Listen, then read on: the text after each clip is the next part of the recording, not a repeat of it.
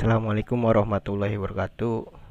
Perkenalkan, nama saya Abdul Aziz, kelas 7A, Teknik Informatika, mahasiswa Universitas Islam Syekh Yusuf Tangerang. Kali ini saya akan membahas tentang Unified Modeling Language. Kebetulan saya mendapatkan tugas dari mata kuliah rekayasa perangkat lunak yang tentang membahas UML. Lanjut saja.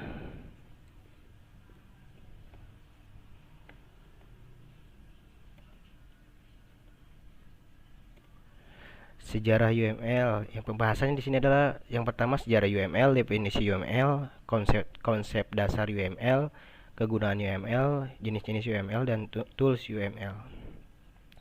Lanjut. Yang pertama ada sejarah UML. Sampai era tahun 1990, metodologi pemodelan berorientasi objek telah bermunculan di dunia. Di antaranya adalah metodologi Booch, metodologi Kutzs, metodologi OS, metodologi OMT, metodologi Shekler, metodologi 28 Westbrook, dan sebagainya. Masih itu terkenal dengan masa perang metodologi method war. Dalam pendesain berorientasi objek, masing-masing metodologi membawa notasi sendiri-sendiri yang mengakibatkan timbul masalah baru apabila kita bekerja sama dengan kelompok perusahaan lain yang menggunakan metodologi yang berlainan. Dimulai pada bulan Oktober 1994, Booch, Rombosch, and Jacobson yang merupakan tiga tokoh yang boleh dikata metodologinya banyak digunakan mempelopori usaha untuk menyatukan metodologi pendesain berorientasi objek. Pada tahun 1995 dirilis draft pertama dari UML versi 0.8. Sejak tahun 1996 pengembangan tersebut dikoordinasi oleh Object Management Group UMG. Oke, lanjut aja. Definisi UML. UML atau Unified Modeling Language adalah suatu metode permodelan secara visual yang berfungsi sebagai sarana perancangan sistem berorientasi objek. Definisi UML adalah sebagai suatu bahasa yang sudah menjadi standar pada visualisasi, perancangan, dan juga dokumentasi sistem aplikasi. Saat ini UML menjadi bahasa standar dalam penulisan blueprint software.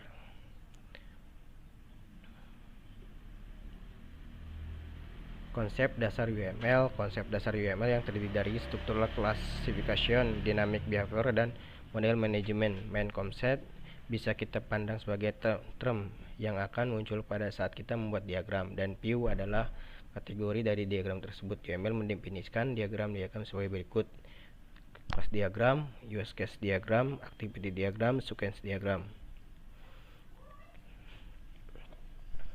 Kegunaan UML atau definisi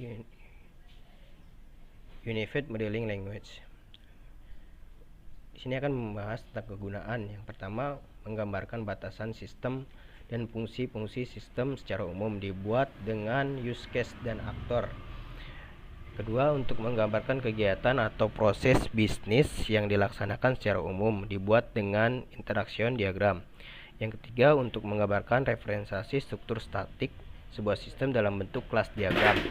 Yang keempat, untuk membuat model behavior yang menggambarkan kebiasaan atau sifat sebuah sistem dengan set transition diagram. Yang kelima, untuk menyatakan arsitektur implementasi fisik menggunakan komponen dan deployment diagram untuk menyampaikan atau memperluas fungsionality dengan stereotypes. Jenis-jenis Unified Modeling Language dalam kurung UML. Yang pertama, use case diagram. Secara umumnya suatu urutan interaksi yang saling berkaitan antara sistem dan aktor. Yang kedua, activity diagram. Activity diagram ialah suatu menjelaskan tentang alir kegiatan dalam program yang sedang dirancang, bagaimana proses alir berawal, keputusan yang mungkin terjadi, dan bagaimana sistem akan berakhir. Yang ketiga, sequence diagram. Suatu diagram yang menjelaskan interaksi objek dan menunjukkan komunikasi di antara objek-objek tersebut. Yang keempat, Kelas diagram, visual dari struktur sistem program pada jenis-jenis yang dibentuk. Kelas diagram merupakan alur jalannya database pada sebuah sistem. Di sini simbol use case diagram. Kita lihat gambar yang pertama adalah aktor. Memspesifikasikan himpuan peran yang pengguna mainkan ketika berinteraksi dengan use case. Gambar yang kedua yang bernama dependensi, hubungan di mana perubahan yang terjadi pada suatu elemen mandiri akan mempengaruhi elemen yang bergantung padanya, elemen yang tidak mandiri. Gambar yang ketiga generalization, hubungan di mana objek berbagi perilaku dan struktur data dari objek yang ada di atas objek induk. Gambar yang keempat include, menspesifikasikan bahwa use case sumber secara eksplisit.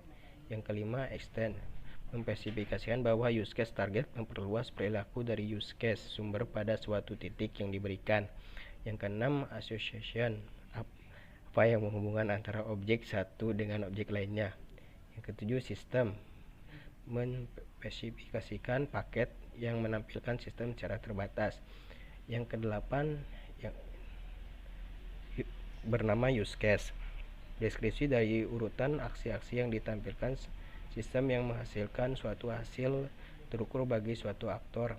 Yang kesembilan yang bernama collaboration, interaksi aturan-aturan dan elemen lain yang bekerja sama untuk menyediakan perilaku yang lebih besar dari jumlah dan elemen-elemennya. Yang ke-10 yang bernama node, elemen fisik yang eksis saat aplikasi dijalankan dan mencerminkan suatu sumber daya komutasi. Di sini ada use case diagram beserta contohnya. Kita bacakan lagi secara detailnya tentang use case diagram. Use case diagram adalah abstraksi dari interaksi antara sistem dan aktor. Use case bekerja dengan cara mendefinisikan tipe interaksi antara user sebuah sistem dengan sistemnya sendiri melalui sebuah cerita bagaimana sebuah sistem dipakai. Jadi ada beserta contohnya. Selanjutnya simbol sequence diagram. Yang pertama yang bernama lifeline, objek entity antarmuka yang saling berinteraksi. Yang kedua message, spesifikasi dari komunikasi antar objek yang membuat informasi tentang aktivitas yang terjadi. Yang ketiga yang bernama message juga, cuma di sini keterangannya berbeda. Spesifikasi dari komunikasi antar objek yang membuat informasi tentang aktivitas yang terjadi. Contoh use sequence diagram beserta dengan pengertiannya. Sequence diagram menjelaskan interaksi objek yang disusun berdasarkan urutan waktu. Secara mudahnya, sequence diagram adalah gambaran tahap demi tahap yang seharusnya dilakukan untuk menghasilkan sesuatu sesuai dengan use case diagram. Ini adalah contoh dari sequence diagram.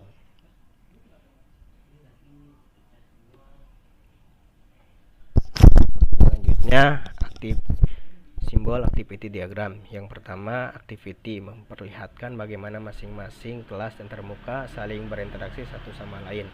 Yang kedua yang bernama action, stats dari sistem yang mencerminkan eksekusi dari suatu aksi. Yang ketiga yang bernama initial nodes, bagaimana objek dibentuk atau diawali. Yang keempat activity final node, bagaimana objek dibentuk dan dihancurkan. Yang kelima yang bernama fork node, satu aliran yang pada tahap tertentu berubah menjadi beberapa aliran. Sini adalah penjelasan dan contohnya. Activity diagram menyediakan analisis dengan kemampuan untuk memodelkan proses dalam suatu sistem informasi. Activity diagram dapat digunakan untuk alur kerja model, use case individual atau logika putusan yang terkandung dalam metode individual. Pada dasarnya diagram aktivitas canggih merupakan aliran data yang terbaru secara teknis. Diagram aktivitas menggabungkan ide-ide proses pemodelan dengan teknik yang berbeda termasuk model acara dan Patrick Ness. Notasi digunakan dalam activity diagram adalah sebagai berikut. Activity notasi yang menggambarkan pelaksanaan dari beberapa proses dalam aliran pekerjaan. Lanjut aja simbol kelas diagram. Yang pertama, generalization hubungan di mana objek anak berbagi perilaku dan struktur data dari objek yang ada di atas objek induk. Yang kedua bernama nari association, upaya untuk menghindari asosiasi dengan lebih dari dua objek. Yang ketiga, kelas himpunan dari objek-objek yang berbagi atribut serta operasi yang sama. Yang keempat, collaboration, deskripsi dari urutan aksi-aksi ditampilkan sistem yang menghasilkan suatu hasil yang terukur suatu aktor. Yang kelima, realization, operasi yang benar-benar dilakukan oleh suatu objek. Yang keenam, dependensi, hubungan di mana perubahan yang terjadi pada suatu elemen mandiri akan mempengaruhi elemen yang tergantung padanya pada elemen yang tidak mandiri. Yang ketujuh, association, apa yang menghubungkan antara objek satu dengan objek lainnya. Ini contoh kelas diagram. Teman-teman bisa lihat contoh kelas diagram. Kita lanjut aja.